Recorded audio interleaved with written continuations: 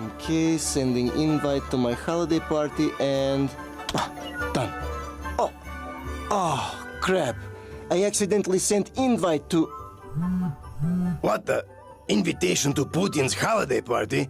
This must be some kind of mistake. Suka. Do I send another message to clarify that it was mistake? Or will then I just look like a loser for clarifying obvious? It must be mistake, right? Should I ask him? But then he will have space to tell me it was mistake, which will be humiliating. But what if he thinks it's real and then shows up? It will be more awkward than Mette Healy showing up to Taylor Swift's wedding. Should I just show up? What if he finally does want to meet? No. He would probably tell that Poodle Witkov to let me know first, right? Maybe I should just ask Poodle Witkov to sort this out. I wonder who I could call for advice on this question. Maybe the Europeans? No, but seriously, I guess I have to bite bullet. Hello? President Trump, I need your help. Oh, this again. Yes. President Putin sent me invitation to his holiday party. Do you know if this is for real? What? He's having a party and he did not invite me? Somewhere in the city that defined holiday magic is a man who wants a little eggnog with his mistletoe. And that guy would like to carol you. Featuring the musical stylings of Mel Tunney and the Dream in Color Singers.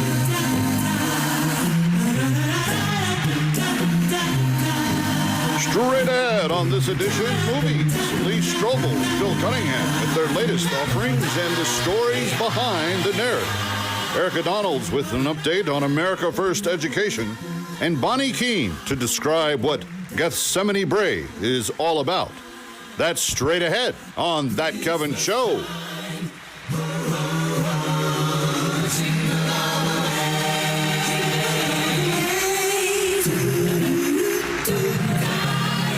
And now from Times Square, the man who spent all holiday in his Grinch outfit, complaining that the day came in the middle of the week. If anybody can do anything about it, here's the Kevin. Welcome in, everybody. Welcome to the weekend. Got a lot to get to, and I am so excited. The daily, 2 to 4 p.m. Eastern, That Kevin Show on, I don't know, it's 200 more stations than it was on before. And thank you for those of you that are planning on being with me every day. And please tell your friends. We want to have a huge just party on the air every day. We want to think about things from a common sense perspective. We want to tell the truth. We want to make sure that we're thinking through the biggest news of the day from a rational, positive, God-fearing perspective, because that's what I think we should be. And that brings me to this opening story today that I'm really struggling with. I saw this come across the wires yesterday, but late in the day on Friday, a federal judge said that the Trump administration could not limit commercial driver's licenses for illegal immigrants. Now, this is crazy. It's the Federal Appeals Court in Washington, D.C. And listen to, you know why this came about? Because you saw the video. It went viral.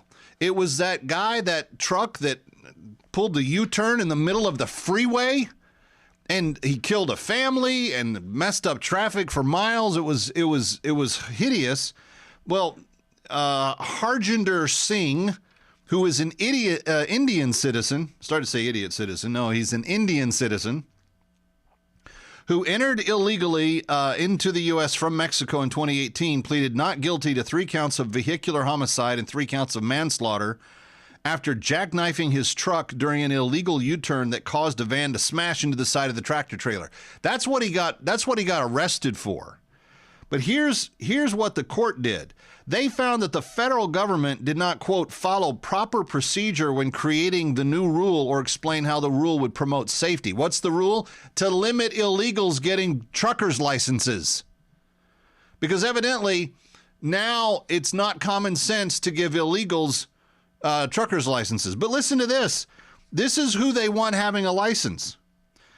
So the judges noted that the Federal Motor Carrier Safety Administration says that about 5% of all commercial driver's licenses are belonging to immigrants, and they found that they're only approximating and accounting for about 0.2% of the fatal crashes, but both of which are significantly very, very tiny numbers. But Singh, who received his license in California, failed his CDL knowledge exam in Washington state, get this, 10 times. He failed it in Washington state 10 times before he supposedly passed it in California. We know how California works, by the way. They do funny stuff down there. They don't follow common sense, math, science, law. And it's like a Wild West weird space down there. That was 10 times within 2 months. He took the test 10 times in 2 months and failed all 10 times. He failed his air brake knowledge exam. You know what brakes are? They're what help the thing to stop. He failed that exam twice in Florida. So he goes to Florida to get his commercial driver's licenses. He fails his brake exam. He goes to Washington to get his CDL. He fails that test 10 times in a row. And finally, California gave him his driver's license. Oh, wait a minute. Nope, they didn't. Hold on. He also failed, in between the other failures, an English proficiency test. So an audit of California records showed that many immigrants' licenses remain valid long after their work permits expire, leading the state to revoke about 17,000 licenses. He was arrested for allegedly making an unauthorized U-turn in Florida that resulted in the crash. He should have been arrested for the manslaughter and the death of the people.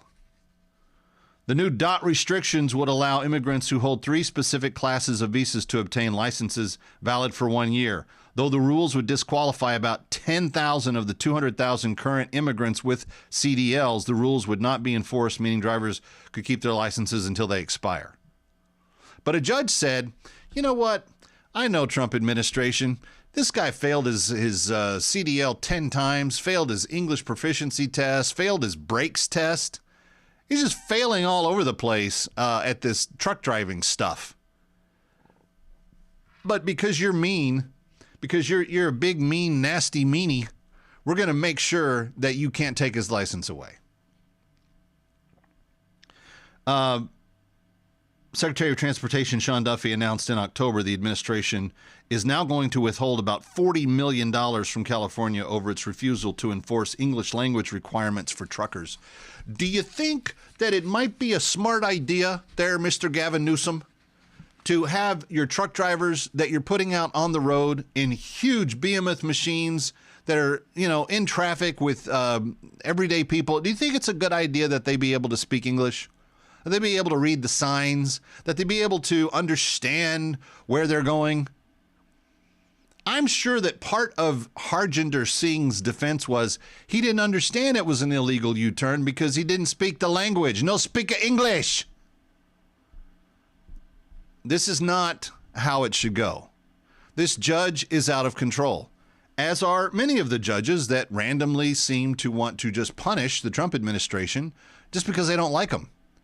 But let me ask you, the American people, when you're thinking about common sense, when you're thinking about safety on the roads, would you like to know that the CDL operators out there, the drivers in those enormous trucks going 70, 80, 90 miles an hour on the highway, that the people operating them actually know the language that they're supposed to know and that they actually pass the test that they're supposed to pass in order to be able to drive that thing? What is with the crazy? And why can't we just solve things with common sense? Yes, let's have truck drivers speak English. Let's have truck drivers be able to maybe take their test the first time they take it. There's not really a good explanation for why California would want to pass on CDLs in such a fashion. And there's really no good explanation at all for why this judge believes that it's the right thing to do to tell the Trump administration that they can't clamp down on it. You know who's doing the right thing? Transportation Secretary Duffy. because he's actually saying, no, we're not going to allow that to happen anymore. You get your people speaking English and passing the test the right way, and then we'll go from there. All right, we've got a huge show for you coming up. We've got sketch comedy from Al Berry, a cartoon from Al Berry. We've got the Babylon Bee. We've got Nick Peterson doing social commentary again this week. I think he's good at this stuff. We're going to probably have more of him as we go along. All that is straight ahead. Kevin McCullough, come follow us at That Kevin Show and have fun all week long. Don't forget the Monday through Friday broadcast, 2 to 4 p.m. Eastern. Kevin McCullough saying, come on back. It's going to be a great one.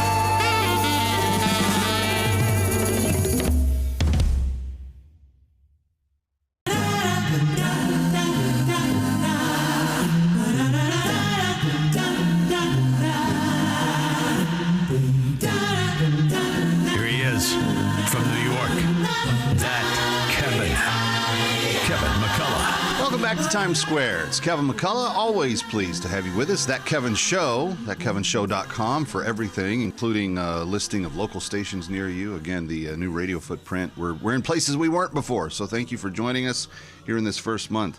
One of my regular guests here who comes from a couple of different perspectives to this show, from America First Policy Institute as its education director, but also as someone who I very much hope will be the next First Lady of the state of Florida, is Erica Donalds. And Erica, it's good to have you back, and welcome to kind of the bigger, broader footprint of what we're doing here. We may be introducing you to a lot of new people today, which, if so, I'm very thankful for it. But for people that haven't heard you with me before, your specialty is in education, and why is that? Why is that your passion?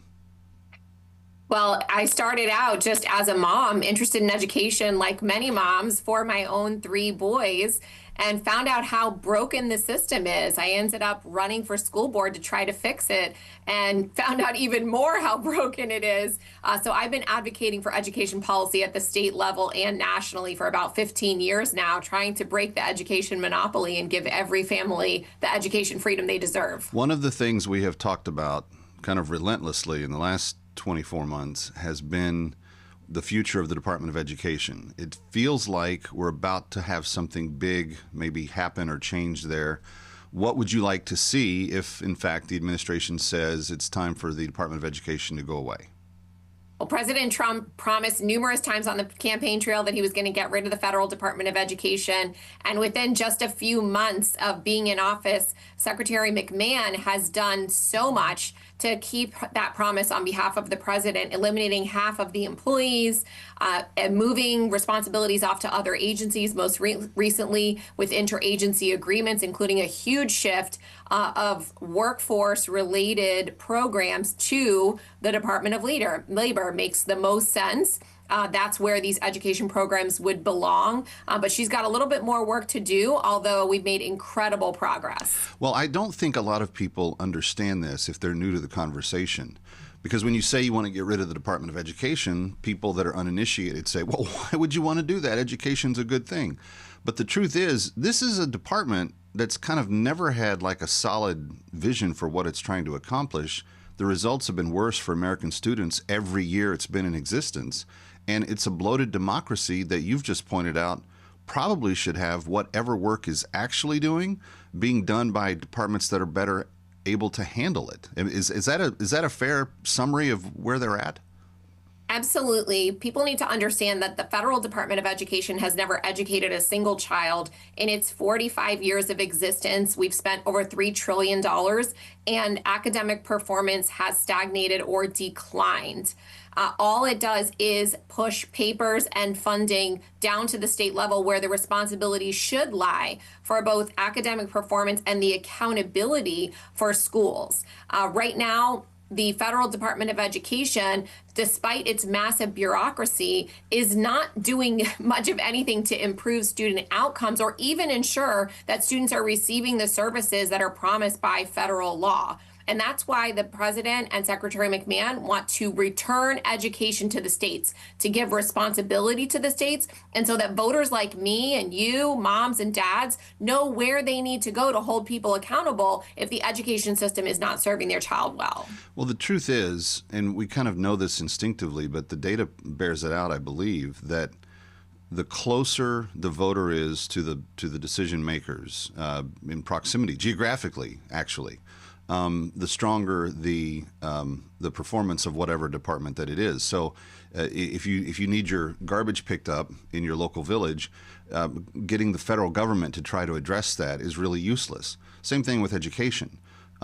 Nobody knows what's going on in my district except the parents that live here and the parents that are involved in the going to the school board meetings and having that role to play. If the state is in charge of whatever funds are available for public education, there's going to be more accountability by the people who are their neighbors than there are going to some, marble building in Washington, D.C. to try to get it straightened out. Well, we found this out during the Common Core battle. If those who were paying attention at the time remember, that's how I came to know where decisions were made. I talked to my child's teacher. She said, I have nothing to do with it. I don't even know what this is. I talked to the principal. I talked to the district. I talked to the state representative. And they all started pointing the finger to Washington and saying that this is being made at the federal level. Then I find out there's some carrot and stick going on with the Federal Department of Education where they say, well, we're not forcing them to change the curriculum to Common Core, but they were holding federal funds over their heads. Yeah. Same thing the Biden administration did when it came to transgender bathrooms. They were using federal funding to force schools to allow boys in women's sports and in women's locker rooms and bathrooms. And this is what the Federal Department of Education has been, simply a weaponization for the purpose of radical ideology. That's why I really want people to understand that when you hear the administration and you hear people like Erica or me talk about defunding the Department of Education, it's not because any of us want the students to learn less. We're actually advocating for better education. And that brings me to some more of these little known facts. During COVID, the Department of Education, or the unions rather, that they seem to be in kind of lockstep with, were actually the ones that wrote the education policy for Health and Human Services in terms of how kids would proceed with education during the pandemic. And we found out months, years later, that none of the stuff that they were vexed about had any impact on the kids except negative ones. And the one thing that it all guaranteed was that teachers would get paid whether they taught or not during that time. That's right. And the Federal Department of Education, its origination was as a gift to the teachers union, and it has acted as a consolidation of power at the federal level where the teachers unions have one place to go to influence and get their agenda across. And of course, we saw that during COVID. Now, Randi Weingarten's trying to rewrite history and act as if she was advocating for schools to reopen when we know that she helped to write the laws and the guidance at the federal level that kept the schools closed after also calling it racist and misogynistic to try to open the schools. So we need to take away that centralization of power from the unions. We do want to make sure the funding gets to the students, and President Trump and Secretary McMahon have promised that, but that means that the state are going to be responsible in order to make sure that the students are getting those services, no longer having to report that up, but working with parents, working with schools and school districts to ensure those services are met. I think that's all a positive move, especially for the average student in America. But we still have a long way to go in terms of getting students the education that they need. What are some of the proactive steps besides the kind of dismantling of the Department of Education that you and AFPI are most concerned about and would like to see, put forward going forward with this? Well, I believe a free market in education is really the solution to a lot of the ills in America. We have an education monopoly and a cartel, if you will, between the unions and the school boards that are controlling so much. We need parents to be consumers and them to be in the driver's seat. The One Big Beautiful Bill allowed for the first ever federal tax credit scholarship program that will go into effect in 2027. All right, we're going to take a quick break. It's That Kevin Show. She's Erica Donalds. Kevin McCullough coming to you from Times Square. Don't go away. Kevin Show.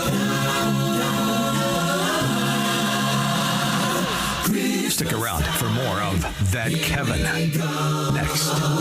That Kevin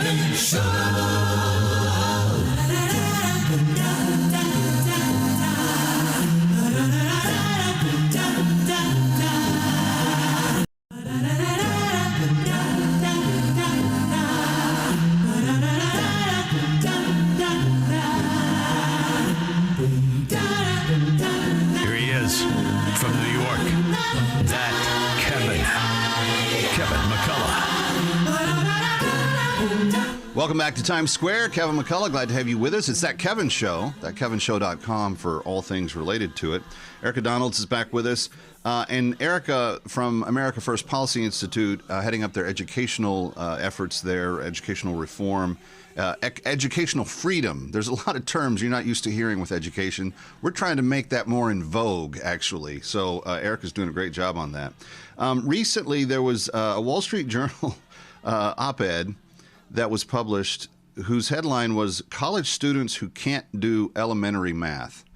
There's so many things wrong with even that headline in terms of what it says about where we're at with our educational results in this country. Erica, I don't know where to begin, but what do you make of a system that could actually end up with that being the result and somehow trying to argue that we're doing a good job?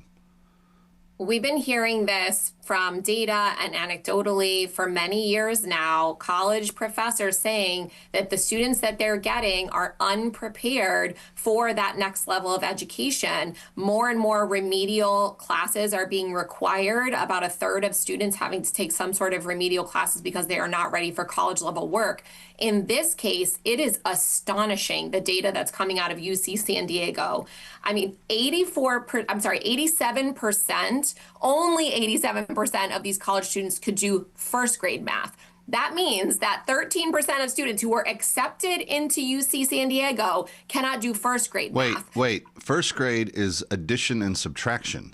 It's the most basic thing. So even if that, you wouldn't even expect 1% to fall into that category, but we're talking about 13%. And they actually did this data for every year of math to the point where 74%, that means one out of every 4 students at UC San Diego cannot do third grade math. Okay, it is an absolute crisis, but this is not unique to UC San Diego. It's great that we have this data to put some numbers on it, but we have seen this happening across the country. It's no wonder our students are unprepared for the workplace and the demands that the American economy has. We are failing them in K-12 education. We see it in the NAEP scores, and we see it now in the college-going preparedness by this very data. I am scared to ask this, but I'm going to ask it anyway. What's the percentage? Because I have a 15-year-old who's a sophomore right now. What's the percentage of people that could functionally do 12th grade senior level math, high school, in college in this study? Would they turn that up? The data they provided to us that I have at my fingertips goes up to 8th grade. Okay, 8th grade. Let's do the highest grade they have. Though, if you extrapolate it, so in eighth grade math, only 19% of those college students could do 8th grade math. Just set that in for and we're being told that these high schoolers, when they receive a diploma, that they are graduating with high school level math skills, college and career readiness. We test our students generally in the 10th grade for 10th grade math skills to pass them along. So what does that tell you? We have watered down the requirements so much. You think? You can have kids graduating and getting into college who aren't even capable of doing elementary math. Erica, that's one of the most frightening things you've ever talked about on my show. And I am two things. I'm very grateful that my kids are such, hardworking students, because I think my 15-year-old is going to be a math, science, chess, Latin. That's the posse he runs with. But that is frightening. 1 in 4 can't do third grade math, which is it's multiplication and division, if I remember correctly, and 4 out of 5 can't do 8th grade, which is what, pre-algebra? That's correct. Oh, and man. and this is a national crisis in reading and in math. We've talked about many times on your show how only 1 in 3 students are reading proficiently in this country. And it's astonishing that it has gone on for this long and we haven't seen wholesale reforms in the way that we educate our children. But that is why, as we talked about in the last segment, education freedom and a free marketplace in the education sector has to be the solution here. We cannot trust the government monopoly to continue this level of watering down, congratulating themselves, increasing graduation rates, while yet these students do not have the skills and knowledge necessary to achieve the American dream. But if you think about it, and again, this is what, San Diego? So you're talking about California, state standards being layered into the federal, which is probably as watered down, if not more so, than the federal standards. And it strikes me that, with all the other problems that the state of California has, that wouldn't kind of drip over into education as well. It will no longer be acceptable. We will get rid of the Federal Department of Education and we will give every family education freedom. Erica Donalds, appreciate you so much. Thanks for being here.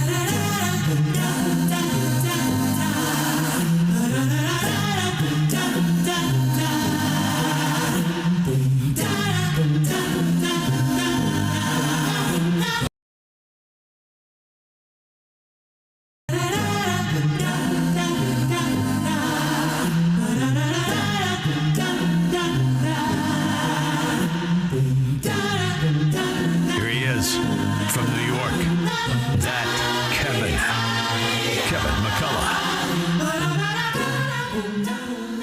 Welcome back to Times Square. It's That Kevin Show, thatkevinshow.com. Kevin McCullough at your service. Always happy to be here and always happy to talk to my next guest. So it's only happened a few times over the 20-plus years I've been on the air. But Lee Strobel, probably most famously, is a former reporter for the Chicago Tribune who, through a complete investigative look at what the Christian faith claimed, went from atheism to being a believer. And he rejoins us. He's written a lot of books about this. The Case for Christ, his most well-known one, that inspired a lot of people. Eventually, they made a movie about it. And Lee, it's good to see you. Thanks for being here.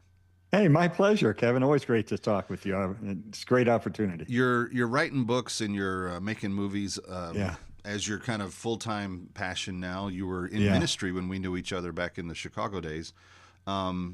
But your latest one is called The Case for Miracles. And I want to ask, before we get into the substance of that, all of your books you've approached from that same investigative mindset. Yes. Kind of for the skeptics, kind of for Yes. the people that may be unconvinced, but may be open to it. Yes. Just tell me a little bit about how the Lord has used that approach in terms of what you hear from people as they read your claims, not just from your original book, but from all of them that have followed after that. The Case for Grace, Case for Heaven, and now The Case for Miracles. Well, my technique as a former investigative journalist trained in law is to seek out the world's leading experts on these various topics and then subject them to interviews. Some of them take days of interviews. Rigorous interviews, you might say. Rigorous, and I shrink them down to one chapter. But ask them the tough questions I had when I was an atheist and force them to give answers that I can understand, because I figure if I get it, anybody can get it. And so I don't have to be the world's leading expert on these things. I find them and I cross-examine them. Yeah. And including skeptics. My book, The Case for Miracles, starts out with 3 chapters where I interview the #1 skeptic in America, Michael Shermer, the founder and editor of Skeptic Magazine. And I say, lay it out. Why don't you believe in miracles? And he does. And then I spend the rest of the book responding to the objections that he made. We even have him in our movie. So, we're not afraid to deal with people who have questions and doubts. That's fine. Yeah. But let's look at where the evidence points. Well, and that's just the bottom line. Ultimately, the evidence does point to a God who mercifully loves us, graciously wants to be reconciled to us, and calls us to himself kind of unendingly throughout our life. And your life is a beautiful example of that. But what you've done in your book since then, I think, has impacted a lot of people. miracles are something that a lot of people are writing about these days. Our mutual Yeah. friend Eric Metaxas wrote a book a couple of years Right. ago. My friend Dr. Mark Siegel at Fox News just released a book about miracles. That he did. Why Yeah. is the fascination there so compelling to people about what supernatural God touching us in this life might look like?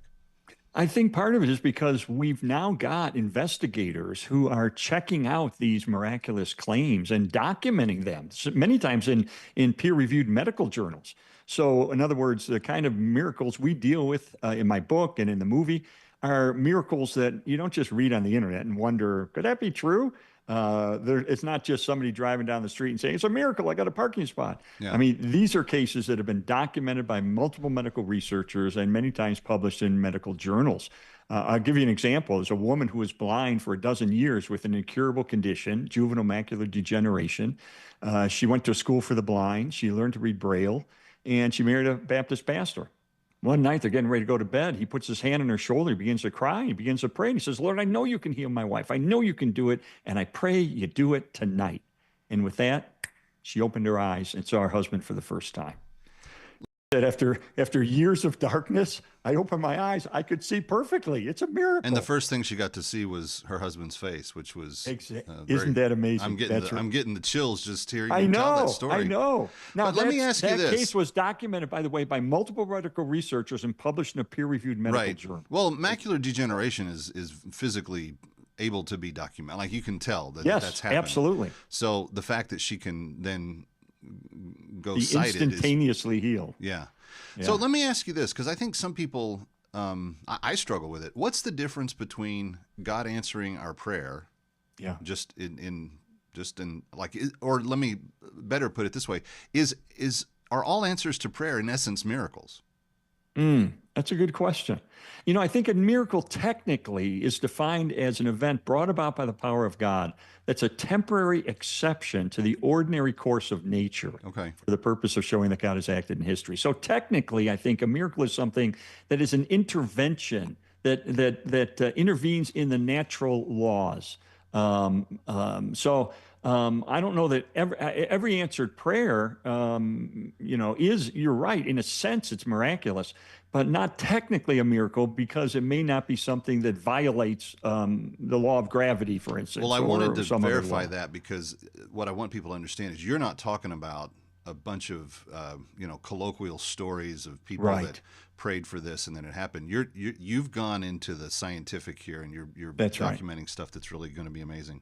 The movie is going to make a very short run here very soon. Where can people go to get tickets and take a look at it?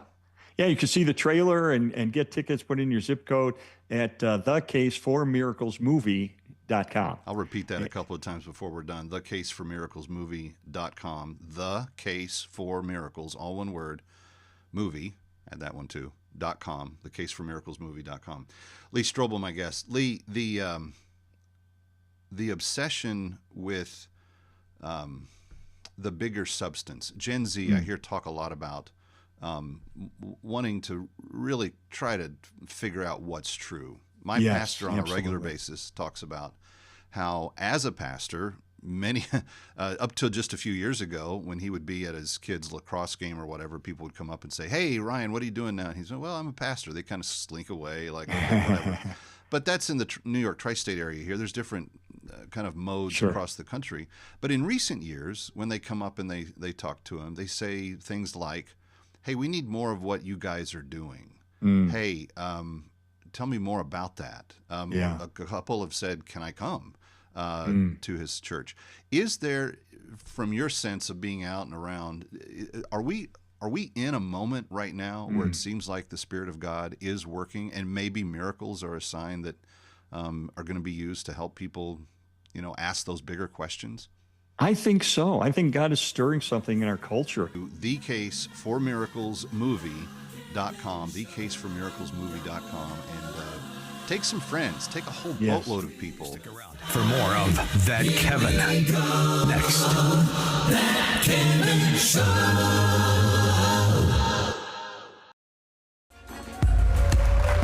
Welcome back to That Kevin Show. It's the future of forestry.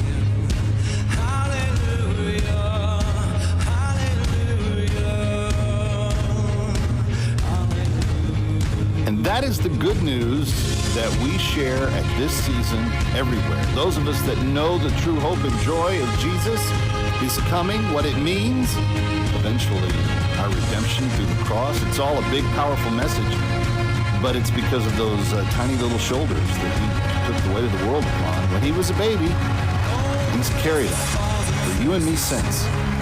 If you have never trusted Jesus as your Savior, take this season as the opportunity to invest in it. Kevin McCullough, That Kevin Show, coming right back. Hour 2 on the way.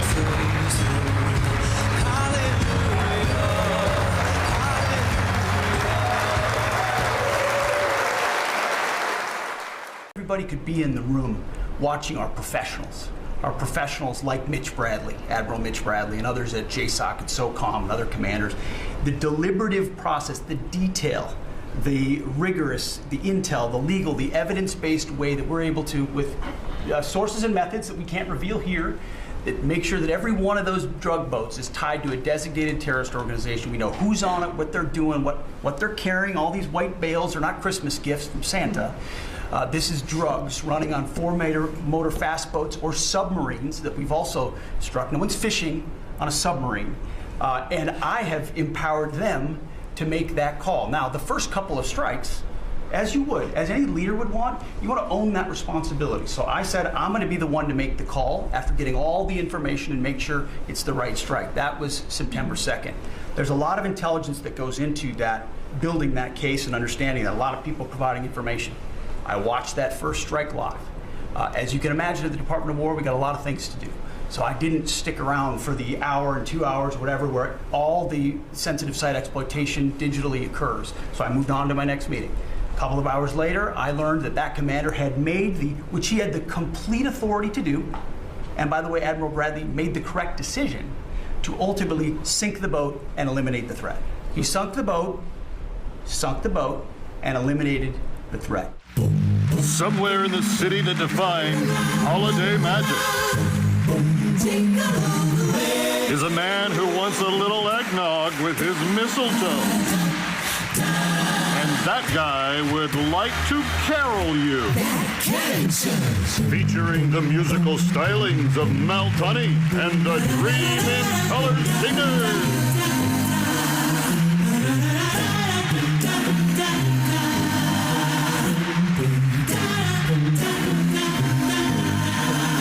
Still to come, more fun for your holiday weekend, including Bonnie Keene with a new song in the New Music Spotlight, and also Phil Cunningham, the #1 director of the #1 family-friendly film this holiday. It's all straight ahead on That Kevin Show.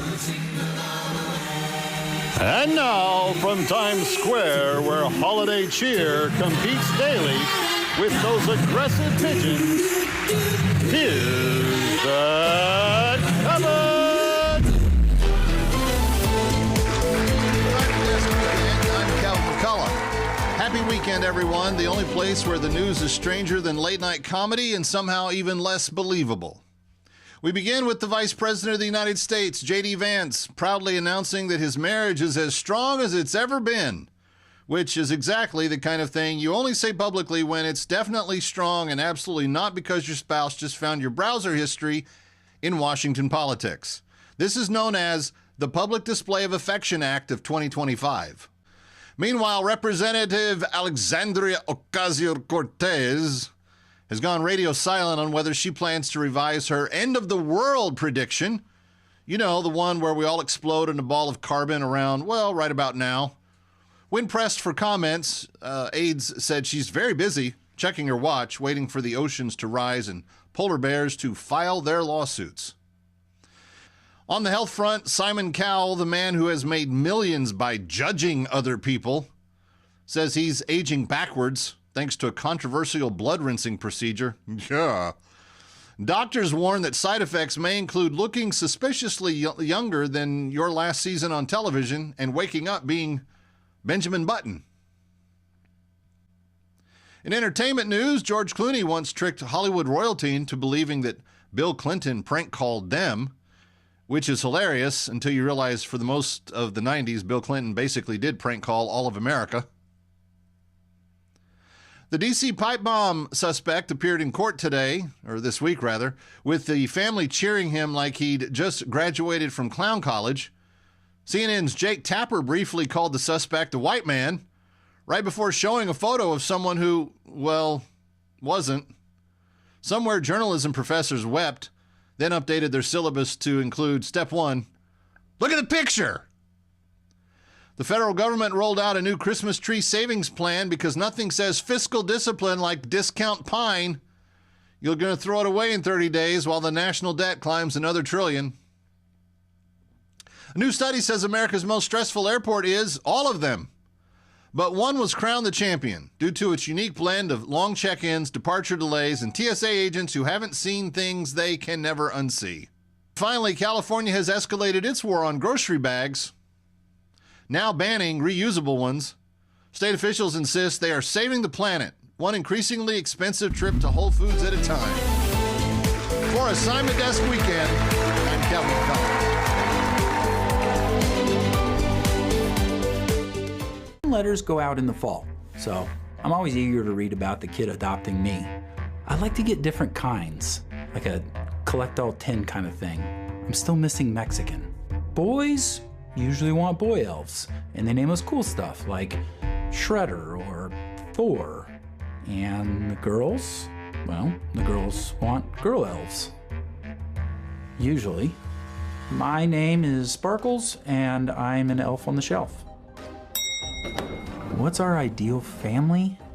They have a nice house in a warm part of the country. They change the battery in the smoke alarm. Only children. Only children, jackpot.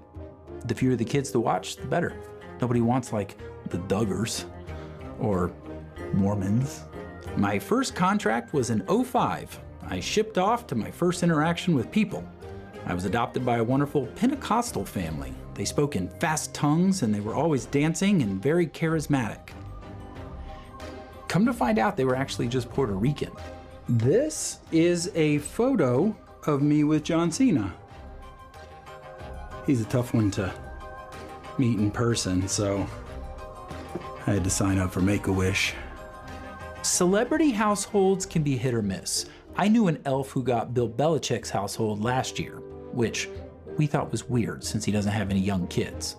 What's a normal day look like? Well, I identify as trans-slender, but biology hasn't seemed to care. So my day starts out by trying to outrun 12 hours of sitting on my fat butt. After that, it's potty time. Once I get in position, I can't move. So if I don't get it out now, I end up stamping my underwear all day. Then I clock in for a long day of hiding and staring at children. It sounds like a felony, but it's not. My job is essentially to make sure the kids behave. My job is the parent's job. It doesn't even have to be a great hiding spot when they're entranced by an iPad all day. And if they find me, great, but can't touch me or I lose my magic. I just say that because when I was a kid, my G.I. Joes saw more mutilation than a furry convention. Then once they've turned in for the night, I'm burning the midnight oil with daily reports back to Santa on everything I saw and heard during the day. What is a 6-7? You work long hours, Sparkles. You must get a lot of overtime pay. Yes, however, I am paid in a different currency. Children's joy. Not traded on the Forex market, but the upside is my job is safe from AI. The downside is there's no conversion rate for smile dollars. Can't make a hoopty payment with chuckle bucks. The mensch on a bench? I know he don't work for free. Light in the distance, and if you listen, you'll hear it calling your name. David! Come on, let's go! I'm just a shepherd. But deep down, I know I can take on the world!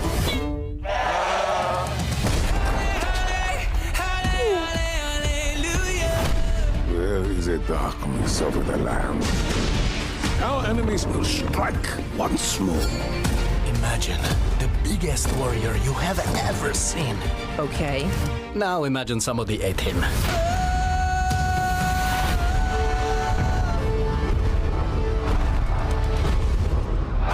Remember when I told you God had big plans for you? You will serve us. They may have been bigger than even I thought.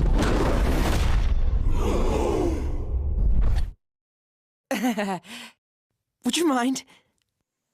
David, you saved us! No, it's not about me! Who better to lead us into battle than David? I never asked for this. Do you really think one stone is enough to defeat my entire army? We have to get our family to safety.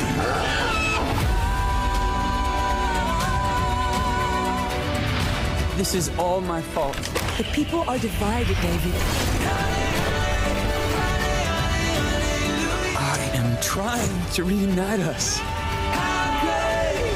Is your name? David will rescue us. David! I can't do this alone.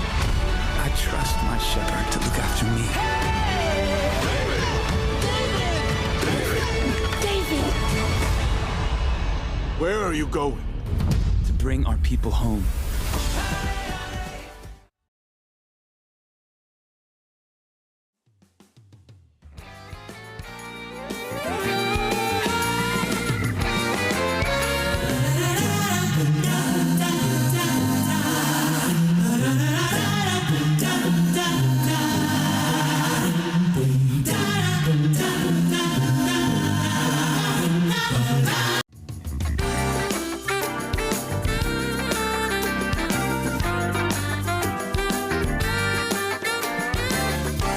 Now, back to that Kevin show with Kevin McCullough. Welcome back to Times Square. It's Kevin McCullough, That Kevin Show, thatkevinshow.com for everything that you need to know about the show. Podcasts, videos, columns, it's all there. Super simple, never behind a paywall. Always want you to have access to it. My next guest has maybe the biggest faith-based movie hit in quite a while coming to theaters, and he is very excited about it. But I saw the first clip of it, I don't know, probably 4 or 5 years ago. But it actually began to be a little germ of an idea way before that. Phil Cunningham is his name, and he's the director of the new film called David by Angel Studios, coming to theaters this weekend. Phil, it's good to have you. Thanks for being here. Thank you, Kevin. It's honestly my privilege to be with you and chatting with you. Thank you. To take on this Bible story, which is one of the legendary stories. In fact, I think if you go to most cultures around the world, most people have heard of King David in biblical history, whether they're Christians or not. So to approach this kind of enormous task of telling that story, where did it all come from? Tell us the story of your story. Thank you. Well, weirdly, it started over 30 years ago for me. I was born in a beautiful country called Zimbabwe in Africa, canoeing down a river called the Zambezi River. And you could canoe for 4 days, 5 nights, wouldn't see a human being. And while I was out there, just looking up at the galaxies, the thunderstorms, the elephant, the buffalo, one day I was charged by this lion across the Zambezi plains. And I was like, wow, God is awesome. And I really fell in love with God, the adventurous heart of God, the expansive heart of God, and even like a little flower along the riverbank, the kind and beautiful heart of God. And I was like reading David's story at the same time. And it says in Acts, it says, I found in David, son of Jesse, a man after my own heart. And I was like, I was nowhere near the movie industry at that time, by the way. I was like, wouldn't it be awesome if we could tell a story on David's life? I think it would give people a glimpse of God's heart. And so that's where the idea was birthed. As a little boy, I always used to draw cartoons, but I grew up in an agricultural wildlife world. Right. And yeah, but that's where it was birthed. 37 years ago, actually, was where the idea was framed, just to tell you. Obviously, over time, technology got a lot more enhanced in terms of what it can do. The style of animation that this is, if people have not seen the trailer, how would you describe it? So I'd say it's CG animation, so it's like a modern day Disney Pixar DreamWorks film. Right. And that's the style of animation. Just to say that's the style. How many writers did it require to kind of pull? Because you've got a lot of material to work with. The narrative on David is pretty long, and he has all these different windows of time in his life, and that we get to kind of peek in on see. And some of the stuff, even after he becomes king, is really formational and very important. Some of it not quite so family friendly as some of the early adventure stuff. But what went into deciding what made it into the story?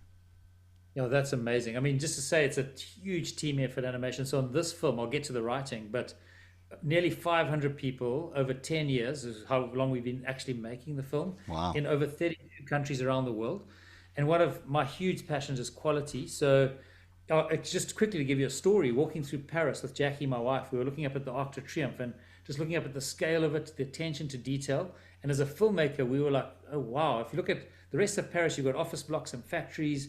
And as filmmakers, we could churn money and just make movies like that. Or we set out to try and make, and I hope we achieved this beautiful Arc de Triomphe that's like a beacon of inspiration to the world. But going back to your question on the story, I'll just say this, is that it was really critical to us that it was authentic. So we did 5 trips to Israel. We worked with Jewish rabbis, Christian leaders, faith leaders. And I was saying to the team, listen, if you take comic book fans, you can't take Superman's cape and put it on Spider-Man. You're going to upset your comic book fans. Imagine how much more for the faith community, billions of people around the world. This story is precious. You can't go and just mix it up. We need to be deeply rooted and authentic, but we still want it to be a movie that entertains and inspires. So it was, the question you've asked was a really good question, Kevin, because it was really hard to condense that in a way that stays authentic and correct, but also is entertaining and inspiring. And I think that's why part of the reason it took 10 years, because we had to iterate and iterate and iterate. We tried different versions, but we really were passionate about landing a version that is authentic but entertaining. Big story team. In the end, there was one primary writer, which is my fellow director, Brent Dawes. And he was the final and final script writer. Around him was this big story team, though. And like our head of story, Kevin, was 20 years at Pixar. He worked on movies like Finding Nemo, WALL-E. So he was kind of our head of story, just to mention one person in that story team. Yeah. But big journey, big challenge. But we loved it. It was a and fun the cast is well. pretty strong too. Talk to us about who voices these characters. Yeah, so the cast, because obviously that's where you really get the heart and the feeling of your characters is from the voice. We had an amazing casting agent called Ned Lott, based out of Los Angeles, and he's done a lot of the big movies. Like I think he cast Liam Neeson for Aslan in the Narnia series. I think a few standout people. The one is obviously David was a musician and a singer, so we went and looked at a lot of singers, and we found out a lot of singers can't act, but we did find a singer. And that was Phil Wickham. Yeah. He's a very well-known, to the faith community, he's a very well-known musician. Friend of the show, yeah. But I what I loved about Phil was he obviously can sing, but he brought this beautiful energy and heart, which felt like David. It felt like he literally was David. And then just the spirits. I mean, so he can act, that's for sure. And he's got an amazing work ethic, Kevin. He'll go again and again and again. Like, we got 20 takes of a line. He's like, I'll give you another 20. We were like, no, that's fine. But he brought a beautiful spirit. Like, his spirit is beautiful. That was adult David. Young David's a less known actor called Brandon Ingman. Also incredible. He was more an actor who really worked on his singing craft to land the role. And he was in our original, that demo you saw was Brandon. And the two of them just sync so beautifully. I believe it was, because it was a scene from David's young life that was in the demo that I was able to see. So it comes out this weekend. Working with Angel Studios, what was that like for you?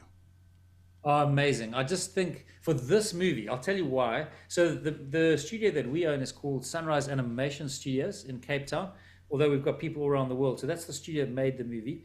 Working with Angel, though, as our distributor and friend on the project in many ways, was amazing. And I'll tell you why I say that, because when David went to fight Goliath, there's a beautiful scene. He goes down and everyone's trying to put Saul's armor on him, the swords and the shields. He's got the courage to take it all off, and he goes authentically with his sling. And what I love about Angel is that, if I can say, when the world zigs, they zag. They're very much out-of-the-box thinkers. And I think that's what this movie needed. It was not a traditional, this is how you bake the cake kind of approach. Mm-hmm. The whole story is about a guy who wasn't that kind of guy. He was an adventurer. He pushed boundaries. And Angel are a disruptor, and they're very out of the box. And I just love the way they work. And I really felt, and they are, I think, an amazing fit for this particular movie. Well, it opens this weekend in theaters by Angel Studios. It has been in the work for 37 years. You got to go see it. It's called David in a theater near you. Phil Cunningham, the director, thank you for being with us, and thanks for your diligence in getting the project done. Sometimes people lose heart when something takes 37 years to do, but you didn't, and you're to be congratulated for that. Thank you, Kevin. I really appreciate being on the show. Thank you.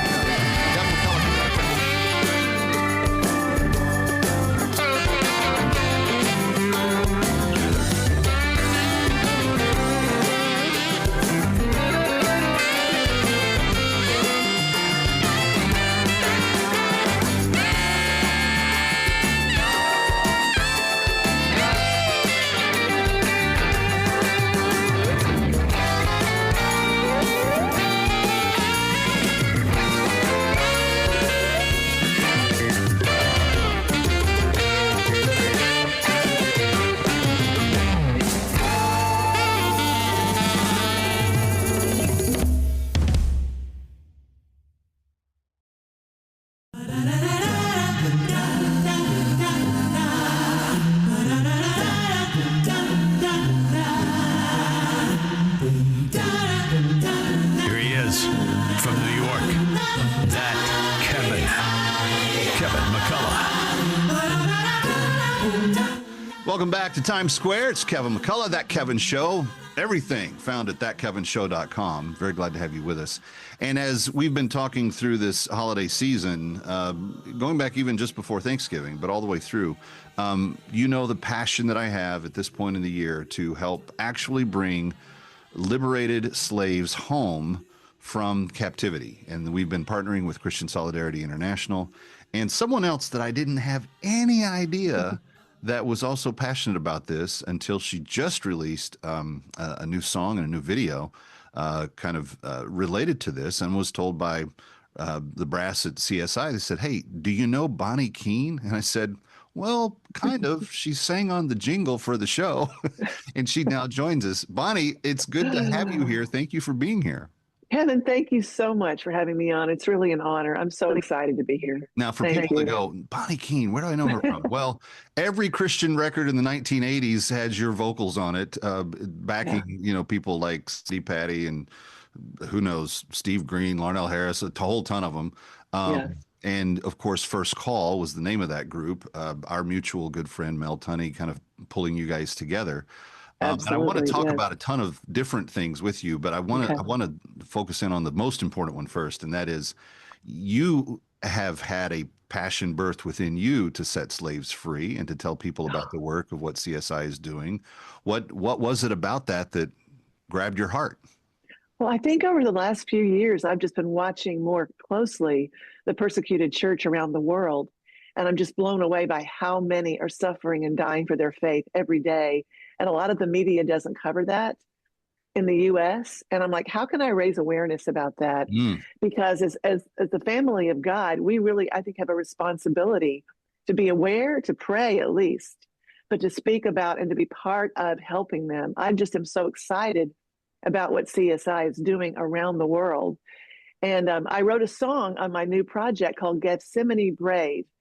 And that song for me has been very important. It really is a call to be courageous in this hour we're in. I think in our shoes and our time, that God is giving us an opportunity to be more effective around the world than we've ever been. But right now, for whatever reason, he's allowing that, and I want to be part of it. And this song is about being courageous people that live and die literally for their faith.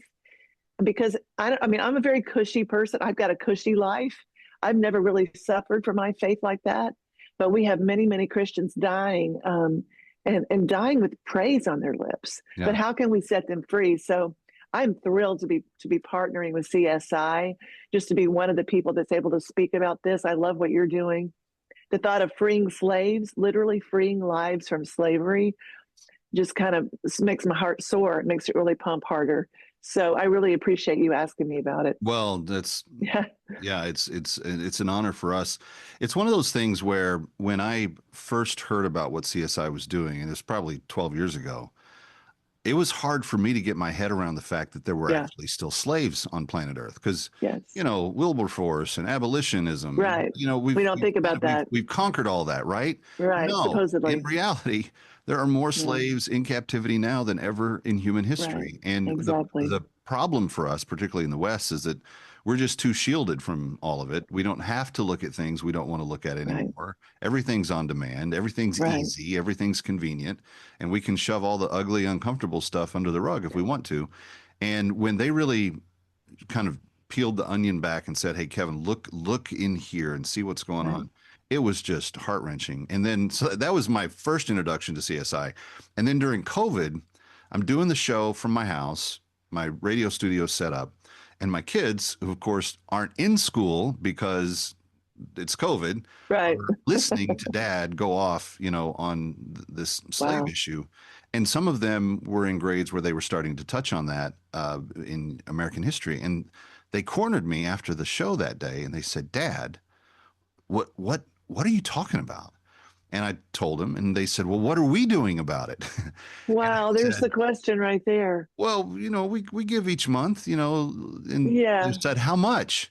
And they were like getting up in my business. Wow. And I said, "Well, here's what we're giving." And they said, "That's not enough." And they said, wow. They called a family meeting, and they said, "We're going to talk about this." And Are you from that kidding point me?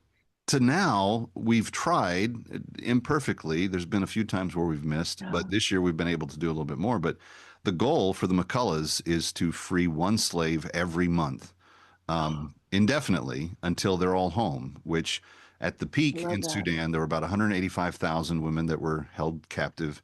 That's down to about 35,000 now. But one by one, we're bringing them home, and we want people to join us in that effort. And so we're gonna play your song, and we're gonna obviously tell that message.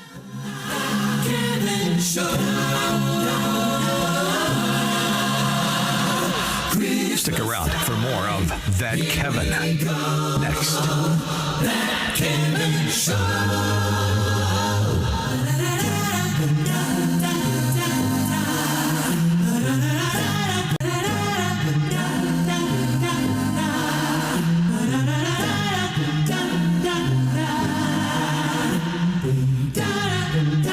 Here he is from New York. That Kevin McCullough. Welcome back, Kevin McCullough. Glad to have you with us, and very, very pleased to have my very special friend and guest, Bonnie Keene, with us. We haven't talked a lot, Bonnie, in person, but we know a lot of people in the same circles, and so it feels like kind of family members that just kind of got back together a little bit. Let's talk a little bit about your career and, as a jingle singer, as part of First Call, as really, because when I say every record in the 80s and 90s, that's what you guys did, besides making the two greatest Christmas albums that have ever been recorded in human history, called An Evening in December Part 1 and 2. You have really you've really seen some incredible accomplishment. And when you look back at it, do you ever sit back and go, wow, what a all fun ride? the time I say, how in the world? Only the grace of God, because I was raised in a very fundamental church that taught me that we couldn't sing with instruments on stage or perform. And in the middle of all that, God just poured music into me as a young child. And then as I grew up, I knew nothing about CCM music at all. Right. I was living next door to Amy Grant's managers when they first put her on the road with a band, and they asked me to go out and sing backup for her. I had never heard of her. I was like, okay, that would be a job. I was singing in clubs. I was doing theater. This is the very beginning. This is the very beginning. I mean, Yeah. literally, I go, and then I look at, because it's very much to me connecting the dots. I was out with Russ Tapp. I'd never heard of him when he left the Imperials. I was on road with him for 2.5 years. And I began to be introduced to CCM through all of these experiences, then met Mel and Marty in First Call. And we were both all three of us were doing a lot of studio work, like you said, jingles and Wrigley commercials and Dodge things, and singing background vocals. And we had this unique sound together. And Mel Tunney, who's like my sister, I love her so much, the alto in the group, sat us down and said, let's start a group. Let's start a group called First Call, because we all love Christ. And we hope to be the first people called to sing on these projects. And Sandy, all these people started using us, Sandy Patty, and then she took us on the road with her, and we began to do albums. Evening in December was an all a cappella project that we just recorded as a studio group. Right. And then we're getting Dove Award, Grammy nominations, and we're like, what is God doing here? And honestly, Kevin, it's just been the grace of God blessing so much favor over us. 14 albums later, 25 plus years of ministry and work, and just being able to be around so many great artists. It's just been a total gift in my life. Yeah. And then this is my 4th solo project. And I'm so grateful to still be singing and still be talking about my faith. I'm more excited now than ever to be more bold and courageous for Christ in this act 3 of my life.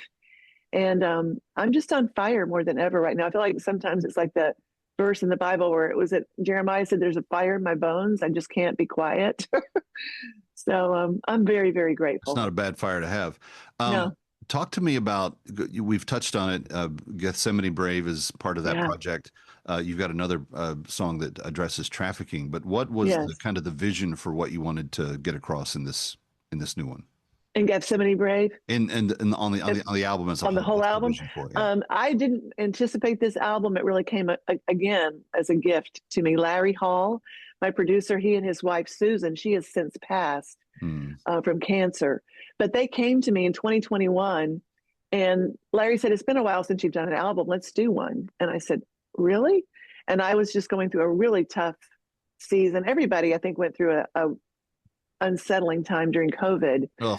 I went through a divorce, and I did not see that coming. And I really thought my life is pretty much done, and ministry will never happen again. And then Larry said, "What's on your heart right now?" And he began to just give me the freedom to say, "What do you want to write? What do you want to say? Let's do it." And what a healing process it was to go back in the studio with him. I've written 8 songs. One of them is called Adeste Fideles, which means, "Oh, come all you faithful." But I had read something years ago that Brennan Manning wrote in the Ragamuffin Gospel about all of us that love Christ need to still keep coming through the doubts and the failures and the tatters of our lives. Keep coming to him. When you think you can't come, keep coming because he is faithful. And I mean, I've got so many songs on this project that I just wanted to, to put to music, to words. And like Cry Like a Bell is about raising awareness for child sex trafficking. I love the work of the Nashville Anti-Human Trafficking Association here in Nashville, because they rescue, like you're talking about, rescuing souls, rescuing people out of slavery and bondage and trafficking. I want to raise awareness in the church more than ever of what we really need to be part of, to get out of our comfort zone. And for myself as well, the biggest challenge, let's be uncomfortable enough with the gospel to take it into the really dark corners of the world. So there's songs like that. And then there's a song for like my grandkids called God Will Love You. When the sun does rise, he will smile right into your eyes. And I wanted it to be a song about their whole life. God will love you when you lose your way. Yeah. He will let, so there's just a lot of songs I'm very, very passionate about. And then I did some cover songs, but I really am excited about this project. It's not a very commercial album. It's very artistic. It sounds like a collector's item. I mean, it sounds like a real unique. And it's unique. The CSI guys send me the video and they're like, Bonnie recorded this song, Gethsemane Brave. I've taken a look at it. I'm going, wait, Phil Keaggy. That's Phil Keaggy in there. Like, I know. They buried the lead. Like Phil Keaggy guitar duets with you on Gethsemane Brave. And it's really, really cool. Isn't he fabulous? I know. And Phil and I have known each other for all these years. And Bernadette, his wife, but he never played on any First Call albums. He never played on my project. That was the last song we recorded. And that to me was kind of like the anchor song. And he called me, goes, "Bonnie, this is so cool. I kind of hear these swampy guitar and then this." And I was like, "Phil," I was just, "Oh, I'm Bill, done." if you hear it, you play it. And then he goes, and I said, "Can I take some video?" He goes, "Yeah, come on over." So, we've got these wonderful clips of him in the studio. And again, just the mercy and the grace and favor of God on this project feels so sweet.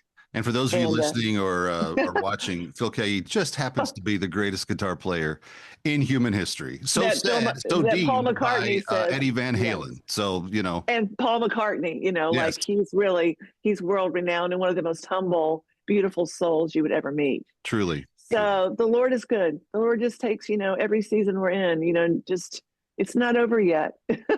Well, So- the name of the album is? It's just my name. It's self-titled. Bonnie Keene. Bonnie And Keene. I'm assuming it's Spotify. It's everywhere. Apple, Spotify, everywhere. Apple, Okay. everywhere. Go get it and enjoy it. And now that we're going into the new year, we need some new stuff to listen to because we're packing the Christmas stuff away. For more of That Kevin, next. That Kevin Show.